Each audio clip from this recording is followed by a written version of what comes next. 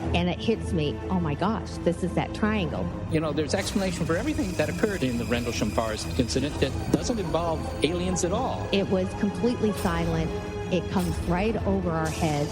He saw a classic flying saucer really standing in the clearing. He turned over to my father and held his hand, and he looked in his eyes and he said, "We're not alone." Welcome to Podcast UFO for our live show. We're live every Wednesday at 8 p.m. Eastern Standard Time on podcastufo.com. During the show, feel free to participate live in our chat room. And don't forget to like us on our very active Facebook page. Hello and welcome to the show. I'm Martin Willis, your host, and thank you for your patience if you're listening to the podcast. We did the show live, but I made technical boo-boo and somehow did not record the last show. So a couple of days late, but we're all here, and I want to thank supporters for supporting the show. It helps out a lot. It's the reason we're here. And I have a quick Christmas drawing. And the first one is, this was done the other night through random.org. It's a number generator. I took all the listeners' numbers, and we put it in a random generator and came up with the first prize winner. Actually, you get a choice of two, and it's Stephen B., and I'm going to contact you by email. And that is either the 4-night stay at my house. Stephen, you may be overseas, so that may not work for you. I don't know what your situation is. Or you get the Charles Halt, the Halt Perspective signed book, either one. And the second winner was number 42, David B. Again, I'm going to email both of you. Thanks so much for your support. Now, listen, if neither one of these two gentlemen can make it to my place in Maine, then I will keep drawing until I can find someone that will. Listening to the show, you can listen every Wednesday night at podcastufo.com at 8 to 10 p.m. Eastern Standard Time. It also plays in its entirety as a podcast on the Dark Matter Digital Network, and that's every Thursday at 10 to midnight. Now, I'm going to do something a little different here because a lot of people that listen to my show also listen to Open Minds. And Jason, our guest tonight, was on Open Minds for a long time with Alejandro. They had a great chemistry as a duo. And so I'm going to have Jason join in as well right off the bat. So Alejandro and Jason, how are you guys? Hi. Good. Very good. Thank you, sir. And we have a little practice after the other night. Yeah. So when you say they can stay at your house, you do have a bed and breakfast, right? So it's not like, a regular UFO podcast where you've got to kind of brush off the fast food leftovers from the couch to make room for someone to sleep or not something. Not the couch, the futon. Or the futon. Or the VW bus in the yard. Yeah. Yeah. No, I do have a... Or is that the case? If that is, that's fine. I'm not judging. No, actually, I'll be a little more specific. I have the main house I live in, then there's a guest house, and but it's a big guest house. It can sleep up to 10 people. And 10? And then at my house, I also have like a little observation deck with a telescope and all that. And I'm overlooking the mountains, a mountain range. You can see for miles and miles, which is unusual for Maine because Maine has a lot of trees. So also that person will be able to sit in the studio during one of the live shows if I can get the live shows to work. Sounds like that Batman's like a state or something, like. Well, I probably couldn't afford it in any other part of the country. So, Maine, you can find some really good deals. I guess that's how that worked out. Wow. Yeah. But it's a fun place. Yeah. Yeah.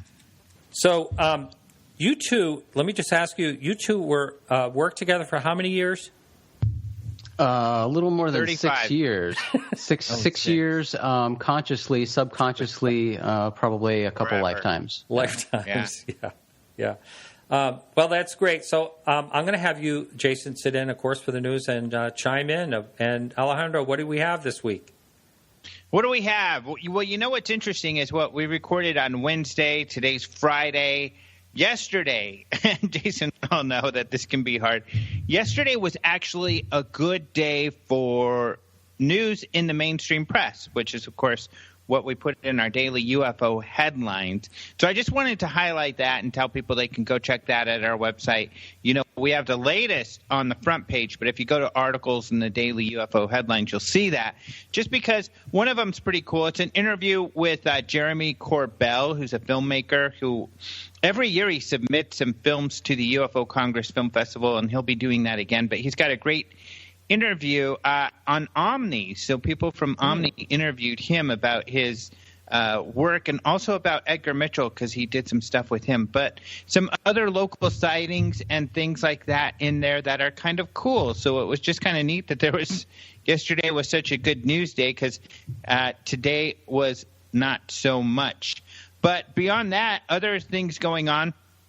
Something that we posted recently that is kind of cool was from Nick Pope. So Nick Pope will be speaking in Roswell this year, and so will I, actually. You know, I got to invite – it's just kind of a funny story. Nick Pope to Roswell for the first time several years ago, and back then they did a parade. They do that now, but it's at night, and Jason's seen it. It's not impressive. It's at night, and it's supposed to be like a light parade, but some of the floats, of which there are only 5 or 6, forget to put really many lights on their float. And the illumination is pretty scarce, so it's not all that it could be. So they look like real UFOs then. Yeah. But back in the day, they did a real parade during the day, and the streets are lined with people. But it was so funny to see Nick Pope,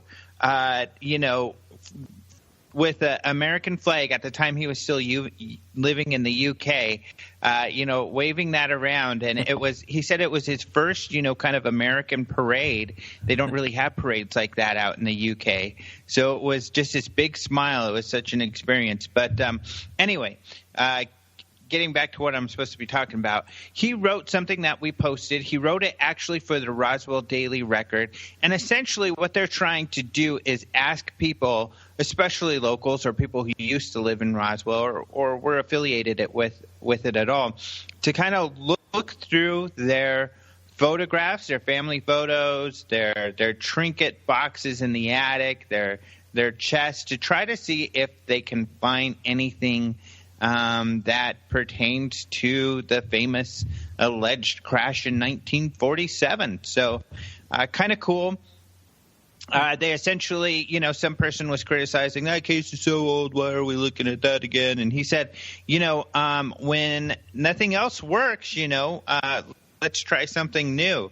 So they're hoping someone will come up with some sort of evidence, and hopefully it'll be better than a old picture of a mummified person from like we saw, unfortunately, not too long ago. So 8-year-old mummified boy or whatever it was. Mesa Verde. Yeah. Good times. Yeah. Exactly. Otherwise, also in Roswell news, we did post recently, Roger Marsh has been posting a lot of triangular UFO sightings lately, like a ton of them. And I don't know if it's just he has a big interest in that. Roger Marsh is the MUFON's director of communications, and so he's been posting MUFON sighting reports. One of those from Roswell, another one from Hollywood, a more recent one with some drawings from Florida, or as you put it, drawings. So a lot of really interesting triangular sites. And as we've talked about before, a lot of the triangular UFO sightings seem to be kind of closer. They seem to be, not too far. One of these people said 20 feet above the ground. Another said 100 to 200. I think a lot of them are aircraft, just commercial jets, where their lights look like they're in a triangular formation. However, some of these perhaps not, where they say they've seen them closer and they distinctly see the outline of a black, triangular craft. And as in one of these drawings, the one from Florida recently, you can see that. So, yeah, a lot of triangular UFOs being seen. Yeah, and a lot of them like float, or people say they float. And there's no sound and all that. But getting back to Roswell, a lot of times I think that's actually a very good idea what they're doing, because there could be correspondence out there, and it doesn't have to be just people who live in Roswell. Someone because situations like say when President Abraham Lincoln was assassinated. Letters went out everywhere, so a lot of times those letters have a lot of value, and that's the same thing that could have happened with Roswell. Could have been people writing, their relatives, "Hey, you can't believe what happened here." None of that stuff is a smoking gun, but it's all very interesting and could solidify, things that happened a little more. Mm-hmm. I get the mindset that many share of the poo-pooing the old cases because, look, we tend to have short attention spans. It's something old. We want new things. We're tired of hearing about Roswell over and over and over again with the same details that we've had for decades. But when you're dealing with something that's mysterious, and granted, not everybody feels that Roswell is mysterious. Some people like the Air Force's explanation, and as the Air Force has told us time and time again, they feel that Roswell is case closed. But look, many of us feel, myself included, that there's still a mystery as far as the Roswell case goes, and are people still holding on to material collected or information or other things related to this case that could shed new light on it? Possibly, but we don't know until we look. You're dealing with a mystery, and as long as the mystery is there and we don't have complete closure or a satisfactory, complete explanation, I think any effort to dig out more information is good. I do too, and I also think that it is possible maybe someone has a little piece of that metal, that has eluded us for so long. Everyone that had kept those pieces of little scraps of bendable metal that reformed when you held it out in your hand. If we had just one piece of that could have come from there and explored to see what the heck it was, that may have some answers too. I don't know if that's ever going to happen. Yeah. If it exists, it could be there. That's right. It'll be fun to see what, if anything, they come up with. So I certainly wish them luck. Yeah. We posted not too long ago a story and it was Skyships Over Cashiers, I think that's the name of the site. They had interviewed a woman who claimed that when she was a child, her friend, she worked on, I think it was Wright-Patterson. I can't remember which Air Force base. And she had seen some of this material and had described it. She seemed very credible in that interview. That's a possibility. So those people could still have that material. You never know, I guess, what might be out there. And the thing is that, especially with this one, the mystery, to your point that we don't necessarily have all the answers, is at first, they showed that material from a weather balloon. Later on, the Air Force said that was disinformation. That was not the debris, and this is according to the Air Force. So, and then the explanations of why that was done to cover up other potential, to cover up the other balloon that was being used to listen in on the Russians and if their nuclear testing. Right, the mogul. That, which people question whether or not that really fits. But so their own kind of hemming and hawing around it has created this mystery. So it continues to exist. Now, the Roswell Daily Record says if you do have something, you can contact them. They'll actually have a booth at the UFO Congress this year also. So we'll have the Roswell Daily Record there talking about their event in July. And they'll have some of their newspapers from when this happened in 1947, and so they'll be handing those out and other things too. Do you think someone will turn in that stolen UFO the flying saucer that fell off of the museum? Well, that was discovered already. Oh, it's discovered already. That's not going to be turned in as evidence. Oh, that's too bad. No, what happened is it looked like they ditched it on the side of the road, and so it more debris, UFO debris. So it was found destroyed on the side of the road. They probably just chucked it out of their car, unfortunately. Yeah, or floated out. Yeah. Yeah. Yeah. Another cover-up. Wow. Yeah. Ooh. Good one. So is that it? You got more stuff, Alejandro?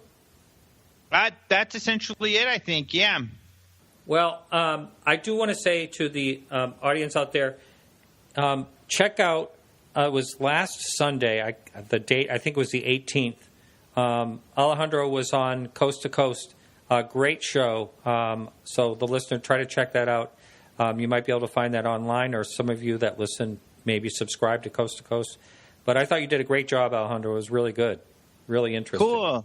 Yeah. Thank you very much. Yeah, it was great to talk to George Knapp about that stuff in particular, because several of those stories having to do with like the Clinton campaign or with John Podesta and Tom DeLonge, he was involved with. I think George Knapp is such an important person in this field, someone in mainstream media who's always tackling this topic. And, it's his organization that interviewed Hillary, or at least asked Podesta about UFOs. So that was interesting.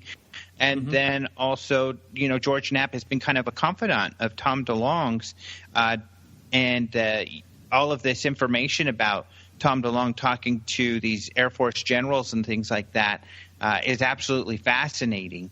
Yeah. And I'm sure you'll get in. Yeah. Right. Yeah, I was going to say I'm sure you'll get into that with Jason, because Jason has interviewed Tom DeLonge and worked for him for a period of time. So. Righto. Well, hey, thanks so much, Alejandro, and have a great Christmas. Yes, you too. Both of you have a great Christmas. All right. Yes, great Christmas to you, and happy Festivus, friend. Happy Festivus for the rest of us. All right. Take care. I'll air my grievances later, and then we can do the feats of strength.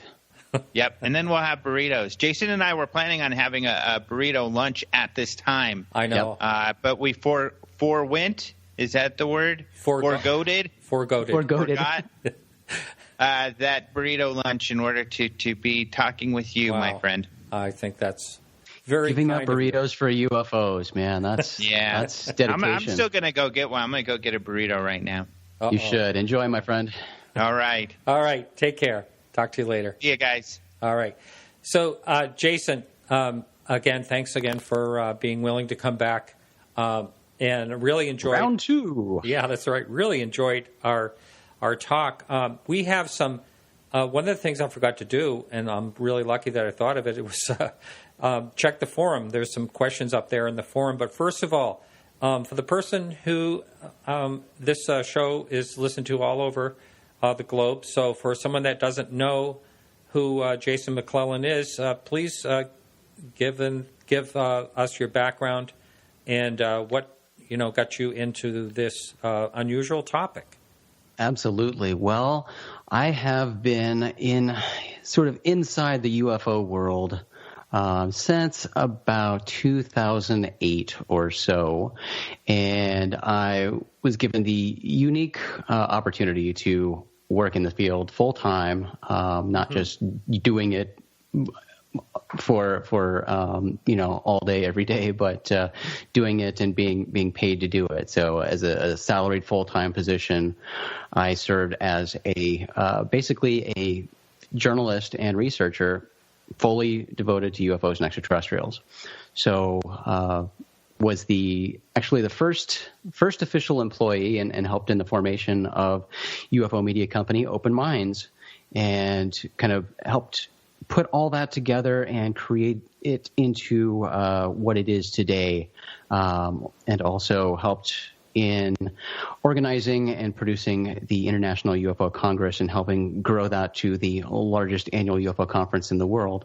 So we get to do a lot of great work at Open Minds, and that was a fantastic experience for me, and did that for more than 6 years, as we mentioned before.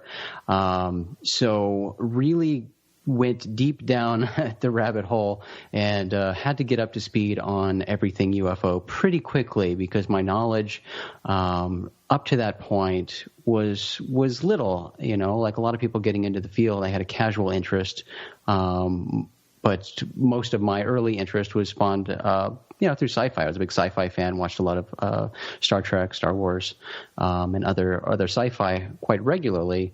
And I grew up in the middle of the desert, had a wonderful view of the night sky, went camping almost every weekend, and just, spent the night staring up at the sky, thinking about everything that could and is out there, and also seeing, strange things moving through the sky and hovering and doing weird things that I knew didn't really fit, anything I'd seen or things that, as I understood, logic or physics or things like that. So, I'm a curious person, and I enjoy exploring mysteries. So the mysteries of the universe have always fascinated me. And I enjoy looking for answers and exploring those things. So, I've had an interesting career to this point, really focused on UFOs and extraterrestrial life. And, although that's not my full-time focus anymore, it's still something that's very important to me and something I stay very active in. I launched a company called Rogue Planet, and with my friends and colleagues, Maureen Ellsbury and Ryan Sprague, we do quite a few things. I mean, we still post regular UFO headlines, UFO-related articles, and things like that, but we do a fair amount of podcasting. We started a UFO podcast. It's a bi-weekly podcast called UFO Mod Pod, and we do that sort of as a roundtable discussion. And although I think that people within the UFO community already will find it interesting, and a good show. A lot of what we do, we tend to focus on people outside that already existing UFO community, because I think there's a big need for that. Mm-hmm. You and I have talked about this before, and we certainly talked about it a couple of days ago. But when you talk to people about UFOs and extraterrestrials, it becomes more and more apparent that really everybody is interested in these topics. In one way or another, they have an interest, whether it's, just kind of a casual, oh, that sounds kind of neat, or my uncle said he saw a UFO, or something like that. Right. Everybody's got some sort of UFO story, apparently. It's fascinating how that unfolds when you bring up the topic. But people are interested in the topic.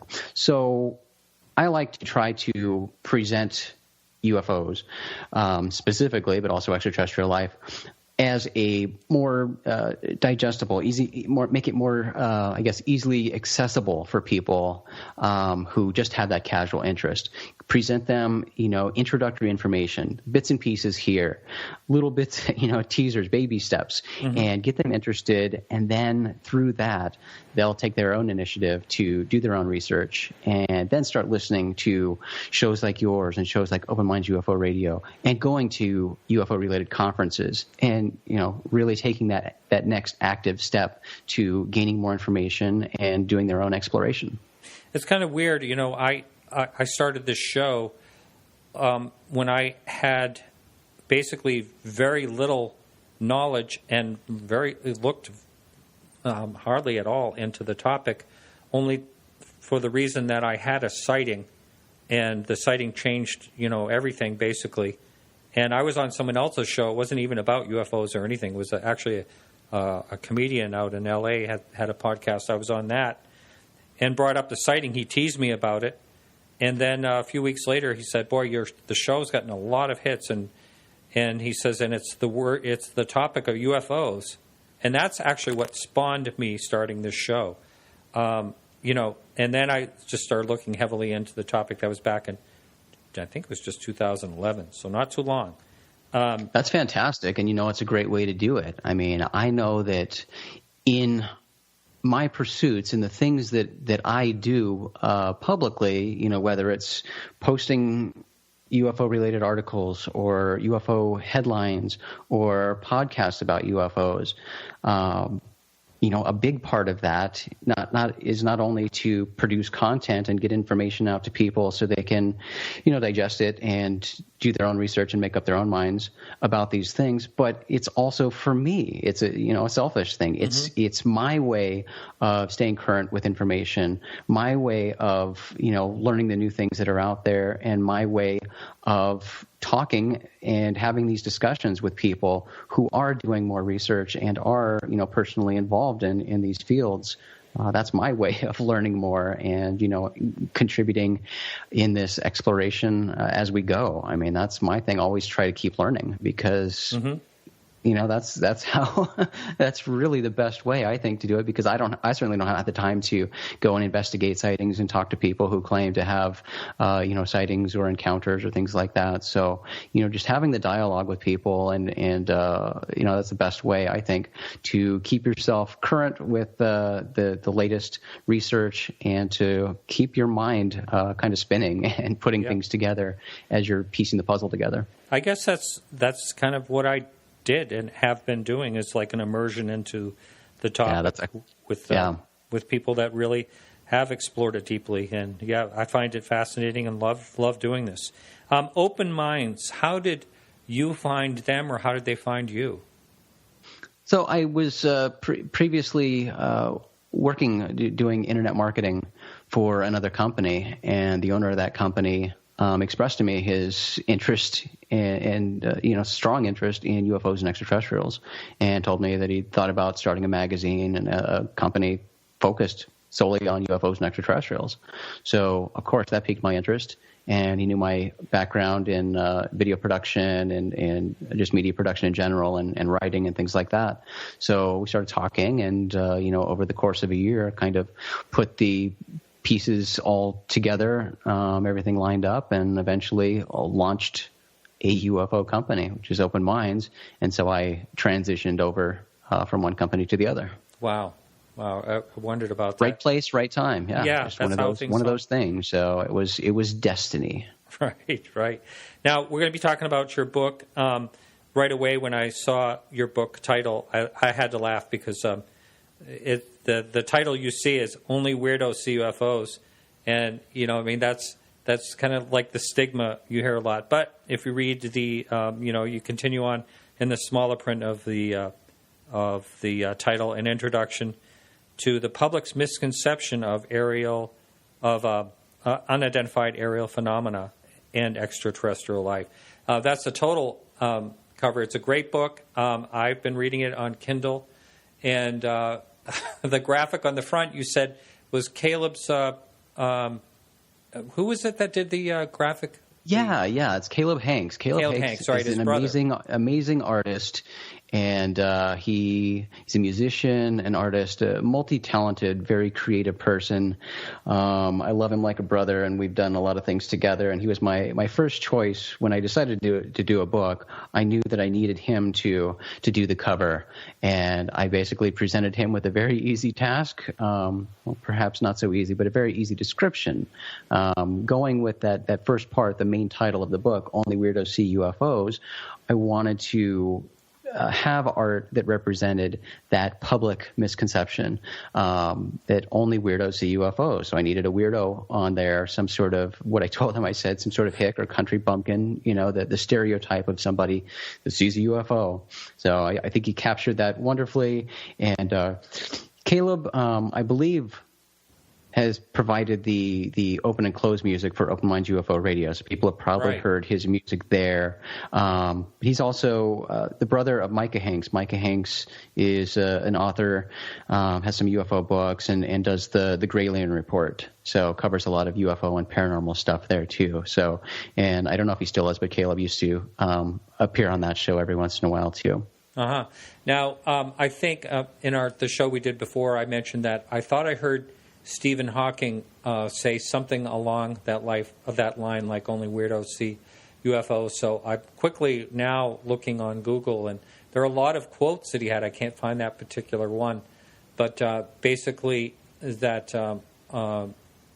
it's most of his quotes are of like silliness. Like, of course, I'm sure everyone out there who's ever looked into some of the things that Stephen Hawking has said about extraterrestrial life. One of his things was saying that we shouldn't be sending out signals because you never know who's going to respond. There's the fear thing there. But anyway, someone had said also that they thought your little graphic looked like, what is it, Randy Quaid? Randy Quaid, yeah. Pretty funny. Up on the forum, there is some questions. There's a bunch of them, actually, and I'm going to ask you this one. Sure. As you are a podcaster trying to promote the subject of ufology targeting a younger audience via UFO Mod Pod, do you think there is a possibility that there will be a lack of younger researchers coming through to carry on the work and investigation of the more established senior researchers? Good question. That's a great question. I like that a lot, and I'm glad somebody asked it. We touched on this, and I will say that based on my experience over the past several years going to UFO and UFO-related conferences, there is an increase in younger attendance. And I don't know precisely what to credit that to, but I know, like we said, the interest is there. And the challenge is always how to reach those people, how to get them interested, how to get them to take that next step and come out to UFO conference, which isn't, as easy of a sell as like a Comic-Con or something like that typically would appeal to a younger person or somebody looking for a fun event. Because although I enjoy UFO conferences, I don't know if you could necessarily label them as fun all the time. I mean, they're fun to me, but they're not like your typical entertaining event. They're academic and the fun for me, of course, and we talked about this too. I think we share this. It's like a family reunion because just getting together with fellow researchers and people that you've known over the years and gotten to know through this field. It's a good time to get together and just by differing views or views that don't always align, you still get together with that common interest, and it's good to have the dialogue that happens at those events. So not always the most conducive places or appealing for people outside of the field, but despite all of that, you still see an increase in younger people. I do think the interest is there. That's why I like to present things on a different level, something that's outside the typical UFO field or the UFO community, to try to reach those people. I don't think there's going to be a shortage of researchers. I think we will pretty quickly see a lot of younger people taking the initiative to actively research, to contribute things, whether that's new podcasts or books or even new conferences. We see younger and younger people and fresh faces appearing at conferences, giving lectures, and that's always a good thing. But the interest isn't going away. There are it's a personality trait too. I think people are different, but it's a certain mentality. A person who wants to be actively involved, to take the initiative, to produce something that contributes to research and furthering the field. So you have to wait for those people to emerge, but they are emerging. We are seeing that. And I think we'll see a lot more. So I'm not worried about ufology dying off at all with as our older researchers go. There's big panic among some people in the UFO research field about the future of ufology and all the troubles it faces, and ufology's in danger. I don't agree with that. So I think ufology could be just fine. The only way I think that in danger, my own personal opinion, is just through the technology of hoaxing is going to be so difficult to differentiate eventually, most likely, that could really change things as far as absolutely. The future That's goes. Certainly a hurdle that exists and has existed for quite a long time. It's certainly going to get worse, but every field of study has its hurdles and it has its challenges. But if we as researchers and people in this field believe that UFOs are in fact real, which we know, we know that there are unidentified aerial objects flying around the world every day. We know that exists. We know firmly in our hearts that that's something that merits serious scientific study. then it should be fine to stand on its own. It's not something that we should worry that, oh no, something bad was said about UFOs, or oh no, the news covered a story about one person who hoaxed something, or oh no, the news covered some lunatic who raved about some ridiculous story. Now everybody's going to think that UFOs are, just this loony thing that only weirdos see UFOs. Ufology is in danger. Oh no, we've got to stop this. It's that panic mentality, or this thing that we've got to treat ufology like an injured animal or something that is so delicate and frail that we have to worry about every bad thing that's said about it. I think that mentality is more damaging to ufology than any of that stuff that people like that are worried about. Yeah, because again, if we genuinely think that the evidence is there and that it's something that's real and deserves study, then it can stand on its own. Science, other scientific fields are no different. Scientists put out studies all the time, and they're immediately met with ridicule from their peers and people who say, "Oh, that's ridiculous. No, you don't know what you're talking about. This study has no merit." They deal with that all the time. I'm not saying that it's on the same level as UFOs. That's always going to be an uphill battle. Anything dealing with UFOs or extraterrestrial life, and the ridicule factor there is certainly quite strong. Don't need to debate that at all. But other scientific fields deal with some of the same challenges that the study of UFOs do. So I think if we spent less time worrying about, people saying bad things about UFOs or some bad eggs when it comes to spreading false information or people trying to make names for themselves, we'd do a lot better and be able to focus on the more important things of solving some of the questions we have. Yeah. Unfortunately, someone from the outside, when they get involved with something like that, that can burn some bridges. But, it just depends on how long they look into the topic. Here's a question up here that sort of falls along what we're talking about. This, again, comes from the forum. Although there are plenty of websites and YouTube channels connected with ufology that are full of nothing but hoax information, do you think the recent push to silence fake news might be used also to squelch those ufology sites that contain good research and valuable factual information? Does this worry you? I'm not worried, and here's why. I mean, I think, again, with just being in the age we are currently in, just the saturation of media, so much of absolutely everything, there's no escaping fake news. It's always going to be there, and no matter what efforts happen, you can't get rid of it. I equate it to the war on drugs or, other things that are well-intentioned, or, anti-bullying campaigns. Like, they're well-intentioned and they're a good idea, but you're not going to be able to get rid of it. It's always going to be there in some place or another. So really, as I think should be the case, everything comes back on the shoulders of the individual. We have to take responsibility in going further than just reading a headline or even reading the article and accepting it at face value. I think it's important, no matter if you're reading about UFOs or reading about politics or reading about, a new car coming out. Yes, it's great that there's somebody out there who wrote an article about it, and perhaps for some mainstream media outlet, that's great. So I think the source of the information is important, and it's important to look at that article and who the journalist is citing to. Where did that information come from? And then perhaps take it further and look at that source and see if they did in fact say what the journalist is quoting them as saying.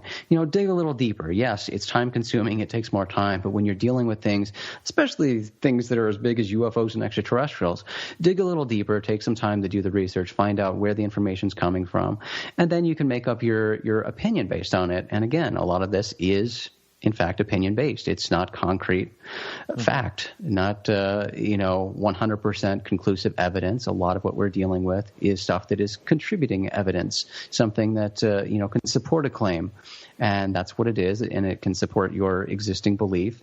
But if you are being objective and keeping an open mind as we explore anything mysterious, we have to be able to be flexible and change, the conclusions we've reached on certain things with our years of looking at the weirdness that UFOs can bring. I certainly know that, I think with certain aspects of things related to UFOs, I've made my mind up on how I feel about certain things, but then I come across something new, and I have to be flexible to alter that established belief that I've created for myself. Right. People do have short attention spans today, only for the reason that there's so much information coming in every which direction, social media, YouTube, back to YouTube, all that. And that even goes into the title of your book.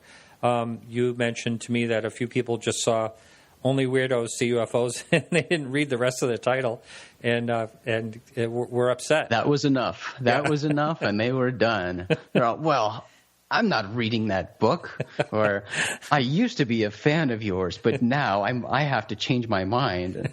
Yeah. No, that stuff makes me laugh, and you just have to quietly remind them or ask, yeah, thanks, but did you happen to read the rest of the title?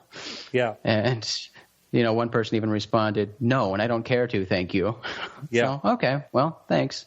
Well, Peggy, who runs my Facebook page, did an experiment where she had a picture that said one thing, and if you clicked on it, it went to a whole different other thing, and all these people were just commented. There was like 100 comments on the picture, and nobody looked at the link. It was a total different story. So, yes, short attention spans. Now, I want to talk to you about, you are one of the only few people that I've ever spoke to that actually saw the Phoenix Lights. And I know you were like 17 years old. Yeah. And it didn't uproot your life or anything like that. You saw this at quite a distance, right? So, I mean, again, I think with sightings, I can't speak for other people because, again, we're individuals. We all have different strengths and weaknesses, and everybody's a different person. I know for myself, I've never boasted a impeccable memory. So, when you hear about UFO sightings and people, witnesses recalling things that happened years ago, just a few years ago, let alone 1947 or something like that, with new witnesses coming forward. Different story there. But, I know thinking about something that happened all the way back in 1997, I'm certainly not going to fool myself or anybody else and try to pretend that I remember things exactly as they happened. But I do know that they seemed, the lights, 5 to 7 lights. Again, I won't pin to an exact number because I know that I don't remember exactly whether it was 5 or 7 lights that I saw. But they were pretty much directly over our property. And I can't estimate how high they were. They didn't seem to be that high, but they were certainly at some altitude. And just these bright stationary lights just hovering there. And again, I don't remember exactly how long, but I do know that I observed them for what seemed like a very long time. And I'm going to say somewhere between 30 and 45 minutes. Yeah. Wow. And being a 17-year-old kid, I thought it was awesome. I certainly watched it and scratched my head for a long time and wanted to know what it was. But after a while, kind of got bored of just staring at the guy. Went back inside, watched TV, saw that they were talking about it on the news, and I was like, oh, that's cool. That's what I was just looking at. Yeah. By the time I went back outside, they weren't there anymore. So, but you're not the first person that has said on this show that they got bored with watching a UFO and went and watched TV. I think you're the second one who said that. It's such a funny thing to say now, but it does happen. We've talked about UFO, just like sky watching before and watching for UFOs, and it's definitely something that takes a lot of patience. If you have the patience, you'll most likely see something because there's a lot of stuff out there in both the day and the night.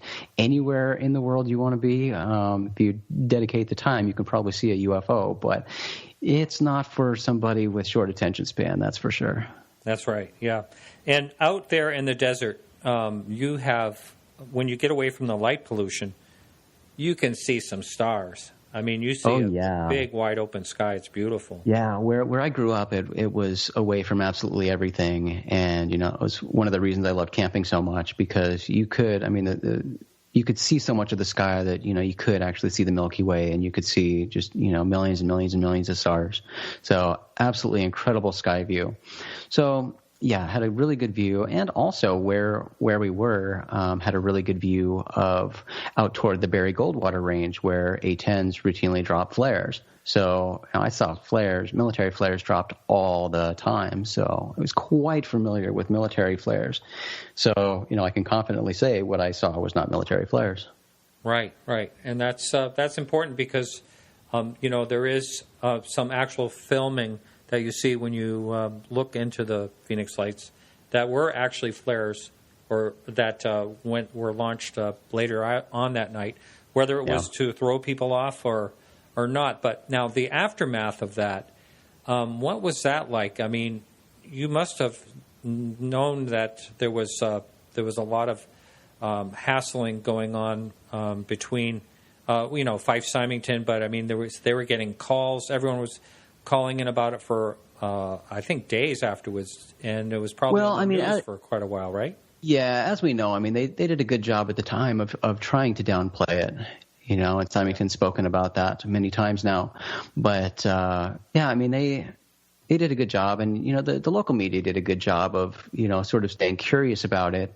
But like all things, you know, I mean, our attention spans were slightly longer back then, but you know, there was less news flooding in all the time, so that story kind of stayed fresh for a little bit, but it wasn't that big of a deal.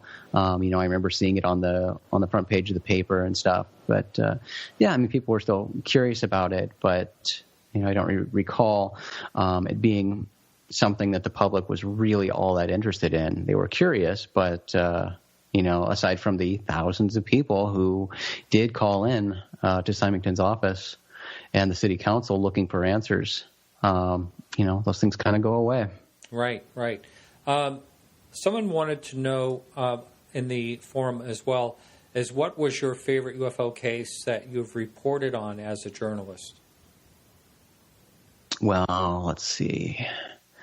That's a good one. And, you know, this one doesn't seem that exciting, but there was a period of time, I'm trying to remember the years now. I want to say 2011, but I could be wrong. But there was this span of time where hundreds of UFOs were seen on the Chino-Indian border.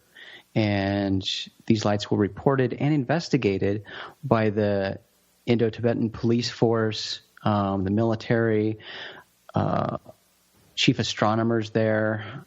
And this was an ongoing thing. You know, you're talking about police officers, military personnel seeing these things, and astronomy experts commenting on them. And people thought, you know, well, that maybe they're Chinese lanterns, but these things would stay in the air. I don't remember the specifics. It's certainly in my book, but they would stay in the air for, you know, a half hour or so, traversing the sky. And these people went on alert. They thought that they were under attack. They had confirmation or multiple statements from people working at these observatories saying that, you know, we've dismissed any possible celestial bodies or anything like that. So these experts, the military, the police, they were completely baffled after launching investigation into this, trying to figure out what they were. And, you know, I just think that case was really fascinating because there was no conclusion, and watching the media react to that case as well, because there was one media report from one media outlet that said that they'd concluded that it was Chinese lanterns or something. But then there was another report, and I couldn't find any confirmation of that, by the way, but then there was another report that came out later with a quote from one of the scientists from an observatory saying, we're still completely perplexed by this. We have no idea what they are. So you had conflicting media reports and all of these official bodies looking into these hundreds of UFOs along India's Himalayan border with China during a 2.5-month period. and they have no idea what these things were. Isn't that amazing? Wow, that is something I was never familiar with that. Let's say someone wanted to know what is the style of your book. Is it testimonies from people, or is it case studies, or something else entirely? The book is laid out in an interesting way. Again, the purpose of this book is to provide, as the subtitle describes, an introduction to the public's misperception of unidentified aerial phenomena and extraterrestrial life.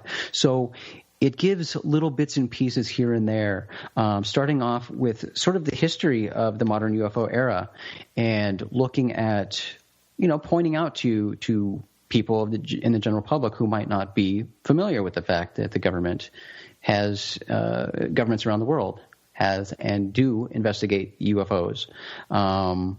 Touching briefly on some of the big cases from the beginning of the modern UFO era, talking about Kenneth Arnold and Roswell and things like that. So some other big cases in here too, touching on Rendlesham and things like that, looking at military UFO encounters. So really the book is segmented out, talking, highlighting some more of a – okay, so I'll say it like this. What really spawned it was, my background in being a UFO journalist, writing stories for so many years about UFO sightings and people who had UFO sightings. And what news typically is when, celebrities or, other public officials or public people in the public spotlight have some sort of UFO sighting or make a comment about extraterrestrial life. So there's a lot of stories in here just kind of highlighting people, whether they're celebrities, musicians, military personnel, pilots, just a wide variety of people, pointing out that people from all walks of life either have thoughts about UFOs and extraterrestrial life or have seen UFOs and or extraterrestrial life. It also has a good section at the end talking about focusing on extraterrestrial life and about mainstream science and the current efforts to search for extraterrestrial life, and a lot about astrobiology and things like that, and thoughts from mainstream scientists on intelligent extraterrestrial life. And what about the person that says to you, UFOs and extraterrestrial is, or aliens as they would put it, is all just part of pop culture, and that's the only reason people have interest and people are seeing them? Well, I certainly think and know that UFOs are a huge part of pop culture, but we know that, unidentified aerial phenomena have been reported since the beginning of documented history. The military certainly takes UFOs seriously. We know that objects are in the sky every day all around the world, objects that, UFOs does not mean alien spacecraft. It certainly could be. That's a possibility. We can't discount that. But there are objects, and this should really concern people and make scientists take great interest in the fact that we do know that we have objects flying around in our airspace and we don't know what they are. Mm-hmm. That's incredible. That's absolutely incredible. So now we know that. And that's funny that that's a hurdle we still have to get over, even talking about whether or not UFOs exist. We know UFOs exist, but that's still a question that, the mainstream public has. That's the perception that we don't know if UFOs exist or not. We do know that UFOs exist. They're seen by people from all walks of life all around the world every day. So the real question is what are they? So that's the fun and, really the big reason that I stay interested in this field is just the unknown of it all and trying to find those answers. But with extraterrestrial life, sure, you have lots of people who do claim that they personally experienced or encountered extraterrestrials, intelligent extraterrestrial life, and that's great. Some of them are really good stories, really fascinating, and some quite compelling. But again, it comes down to belief, because we don't have real documented or conclusive proof that's going to convince anybody or change anybody's mind conclusively. So it comes down to a matter of what you want to believe. If you want to believe certain evidence or certain testimony, so there's a lot of that. But as far as mainstream science goes, and where we are with extraterrestrial life, just, talking on a microbial level, which is what, a lot of the focus is on, most people involved in some way or form with that study will tell you that discovery is right around the corner. And Martin, you and I have talked about this, and, I've certainly gone on record saying that I think even as soon as 5 years, we'll get some sort of confirmation from mainstream science that some sort of extraterrestrial life has been found. But there are so many missions underway right now, either on the drawing boards or already being realized, that are actively searching for extraterrestrial life. And there are mainstream scientists, being funded by mainstream funding with the specific purpose of searching for intelligent extraterrestrial life. So that stuff is happening in mainstream science. But I think a lot of people in the mainstream, and even within the UFO community, don't realize that. So. Right. Well, now one of the questions that's come to mind, I've asked a few different people that I've had on the show this. Let's just say that there are, I'm just going to throw a rough number out there. There's billions of intelligent extraterrestrial life out there in the universe, and a lot of them have figured out the physics to get here. Why would they get here? Why would they come visit us? Why are we special? Why would we be so special if there are billions of planets out there with intelligent extraterrestrial life? Well, going back to something that you and I had talked about, in talking about intelligent extraterrestrial life, we like to personify extraterrestrial life. We like to think of, in human terms, and us. And that's how astrobiologists view extraterrestrial life. They're looking for life as we know it, because that's kind of what we have to go on. We don't know anything else, and it's hard for us to fathom, just kind of throw things out and make guesses at what other life might be like. So we're basing things off of life here on Earth. We're talking about intelligent extraterrestrials.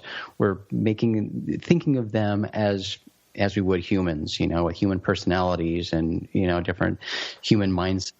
So, that's where Stephen Hawking likes to throw in his, and that's the exact analogy he uses, looking back at human history and, how war hungry we are and how we like to take people and push them off their land and use their resources. So, yeah, looking at it, and perhaps that's vanity. I don't know if we want to think that aliens are like us, or if aliens are here, they're here because of us, because we're special.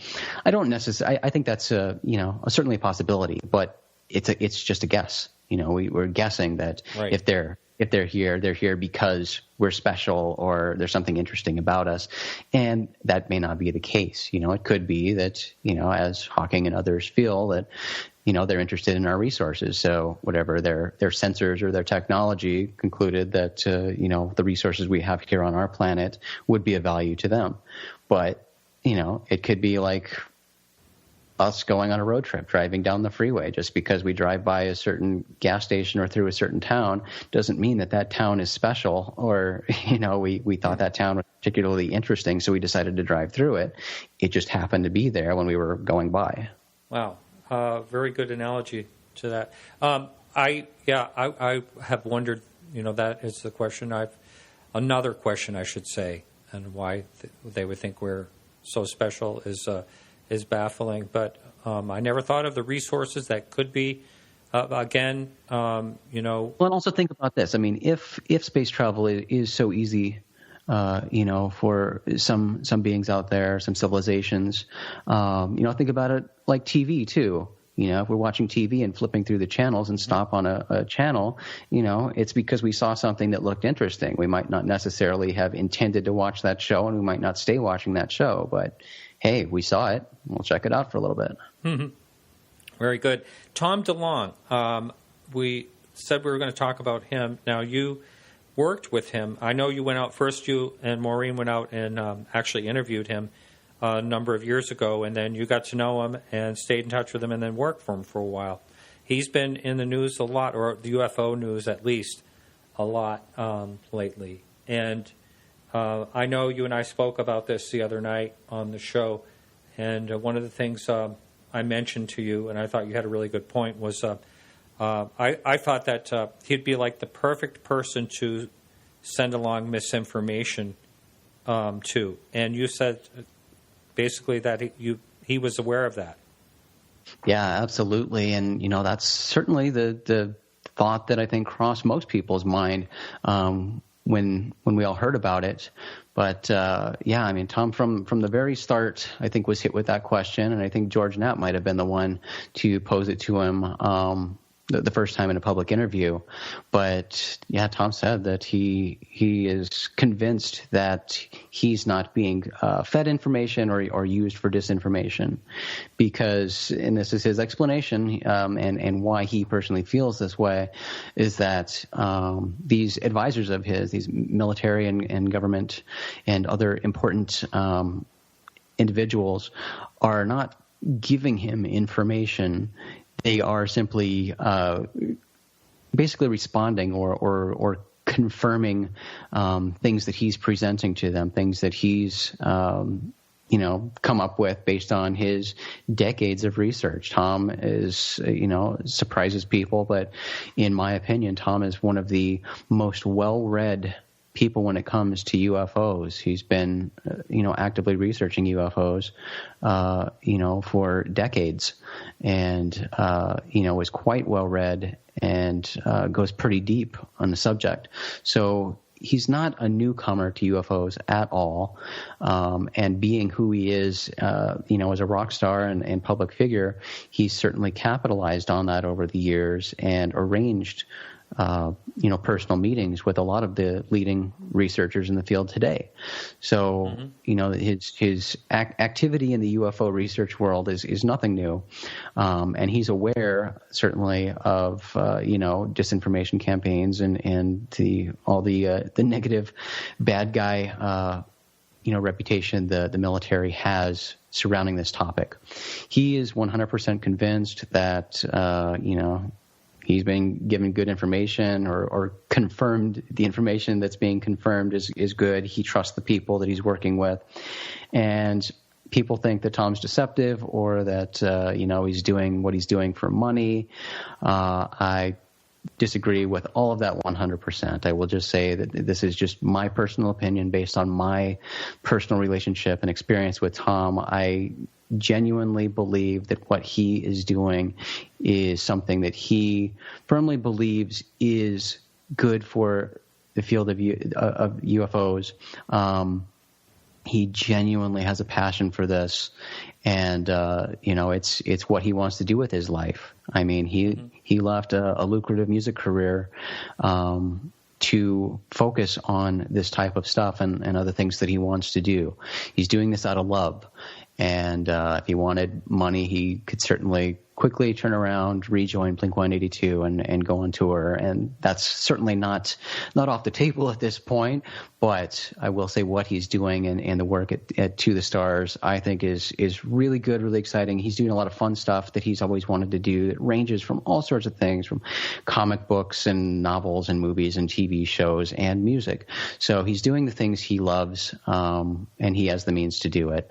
So I think he's doing something good. I think what he's doing with his property, Secret Machines, is definitely something to watch. And I just encourage people. I mean, again, I don't know if the information that's going to come from this project is any good or not. I don't think if it's any. I don't know if it's anything new. I don't know if it will be earth-shattering. We don't know. I don't know. You don't know. But there's been so much speculation around this whole property and really crucifying Tom before, knowing much about this project aside from what Tom says. And he's been very open about the project and, some of the people he's worked with. I mean, working with Podesta, he made public a long time ago, 2 years ago. But, when the nonfiction books come out, which the first in the nonfiction trilogy will come out in March, written by Peter Levenda, co-written with Peter Levenda, with a foreword by Jacques Vallée, then we'll see what this information is when the documentary comes out, and that's what I'm most excited to see. This documentary, really soon, right? Mm-hmm. Yeah, it should be. Then we'll see what this information is and what he's been pushing out and talking about for the last year. But we're in this we talked about short attention span, but also short patience. We're in this era of like wanting everything right now. We don't have patience to wait. Right. We want all the spoilers. We want to read the articles and hear about things that are going to show us the latest stolen images of the new iPhone or the newest trailer of Star Wars, things like that. We just can't wait till it actually comes out to see what it really is. We want to know all the little details now. Right. Have you communicated with him since the WikiLeaks emails? No. WikiLeaks caused all sorts of problems, and communication's kind of been cut off since then. But no, I mean, from what I heard, they definitely had to do some damage control because of that. It compromised a lot of, the sources that they had, worked so hard to develop and promised anonymity to these people. Some of that was damaged. Because of WikiLeaks, so they had to do some serious damage control with that, but they seem to be back on track and things are going well, and we'll get to see the first of these nonfiction books coming out. Peter Levenda is a great guy, very, very great researcher. And they've been working on this and the research they've done for years now together. And Peter's a fan of Jacques Vallée, like so many of us are, and I know Tom is. So the fact that he contributed the foreword to that book, I think, says a lot about it, and I'm just excited to read it.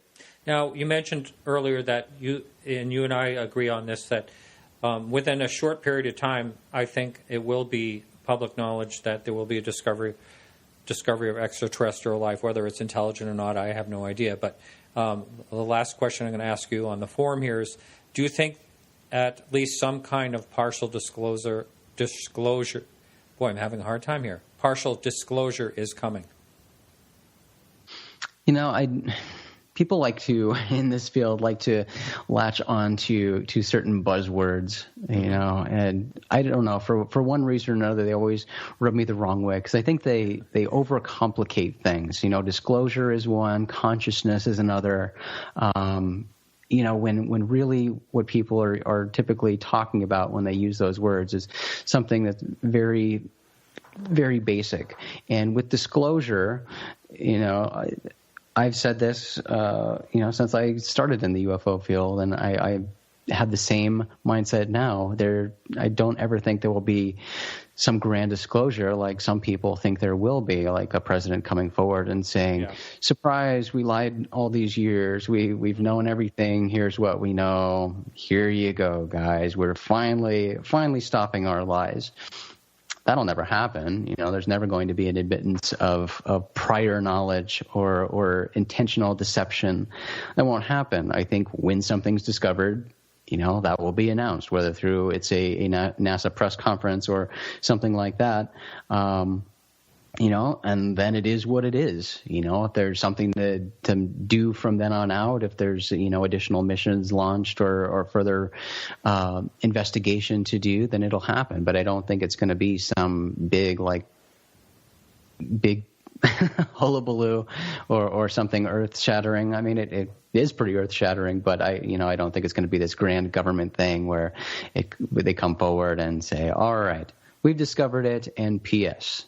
Yeah. Let's take you live to Area 51 now and show you what we've been working on. You and I agree on a lot of things, I have to tell you. Okay, so your show is called UFO Mod Pod, and that's bi-weekly. And and it's with you, Maureen, and Ryan. Correct. And someone can find that. How do they find that? Is that actually a URL as well? Easiest way to do that is iTunes, but it's also on various other podcast locations. But our website is rogueplanet.tv, and you can find UFO Mod Pod there, as well as some of our other shows and other content that we're working on. Great. Well, Jason, it's been a real pleasure, and you're a real trooper to come back and after we already did the 2-hour show. I really do appreciate it. Well, it's my pleasure. Thank you for having me back and doing this again with me. We did have so much fun in that 2 hours, and I'm sad that it's gone forever. But yeah, that's right. We created new magic today, and that's great. Yes, that's right. And a lot of you out there are celebrating Christmas in just a couple of days, so I want to say Merry Christmas to you. And I know I was in Russia this year, and Russia celebrates on January 6th. Not everyone celebrates it on December 25th. And, of course, not everyone celebrates Christmas. But to those who do, Merry Christmas, and Merry Christmas to you as well, Jason. Thank you, sir. Same to you. All right. So, everyone, we'll be back next week with Ray Stanford. And Ray has been on the show a number of times. He is going to be talking about different topics. He's real excited. He's got a lot to say, and he'll be on next week. And I want to thank Jason, of course, our guest, and Alejandro Rojas, and the other people that help out with the show, Peggy for managing the Facebook page. Remember to like us on Facebook for all the latest UFO news. Again, we'll be back next week, and remember to keep your eyes to the sky.